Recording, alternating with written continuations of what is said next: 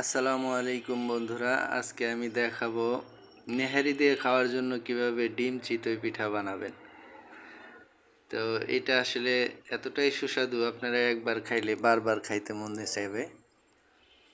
তো আজকে আমি রেসিপিটা দেখাচ্ছি। প্রথমে চালের গুঁড়ার সাথে হালকা গরম পানি মিশাবেন, মিশিয়ে এভাবে নাড়তে থাকবেন। আমি আর একটু পানি দিয়ে নিলাম। এভাবে নাড়তে থাকবেন। যখন পাতলা হবে এর মধ্যে একটা ডিম ভেঙে দিবেন। হাঁসের ডিম হলে ভালো হয়, না থাকলে সমস্যা নেই, মুরগির ডিম দিয়েই বানাবেন। তো ডিম দেওয়ার পর আরও ভালোভাবে মিশাতে থাকবেন। এরপরে ফ্রাই প্যানটাকে হালকা হিট গরম করে এরপরে এখানে এভাবে দিয়ে খুব কম সময়ের মধ্যেই ভাজা যায়। দেখতেই পাচ্ছেন। প্রথমে পরিমাণ মতো এই চালের গুঁড়া মেশানোটাও দিবেন, এরপরে হালকা একটু ছড়াই নেবেন। এরপরে কিছুক্ষণ পরে ভাজা হয়ে গেলে উঠিয়ে ফেলবেন।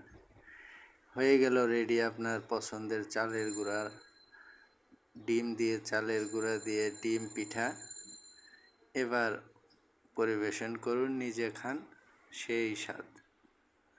আশা করি সবাই ট্রাই করবেন। ভালো থাকবেন। ধন্যবাদ।